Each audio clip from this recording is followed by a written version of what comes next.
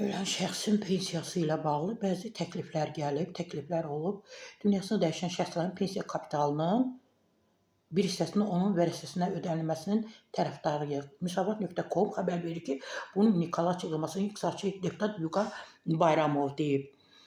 O bildirib ki, bu həm pensiya kapitalının toplanması, daha səmərəli istifadə edilməsi, həm də vətəndaşlarımızın pensiya kapitalını toplamağa marağının artmasına gətirib çıxara bilər. Çünki tutaq pensiya yaşına qədər insanlar kapital yığır və bəzən də maraqlı olmur. Deyir, olsa öləcəyəm, mənim pulum kimə qalacaq, mənim kapitalım kimə qalacaq. Ona görə bunun haqqında düşünürlər ki, insanın özündə də maraq yaransın ki, gələcəkdə övladıma qalacaq, digər yaxınlarıma.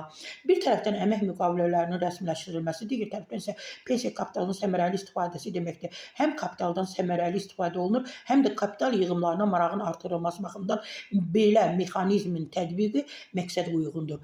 Bu istiqamətdə təkliflərimizi təqdim etmişik. Maliyyə qiymətləndirilməsinin aparılmasını və uyğun qərarların qəbul edilməsini məqsədə uyğun hesab edirik. Bəli, bunu deyib bizə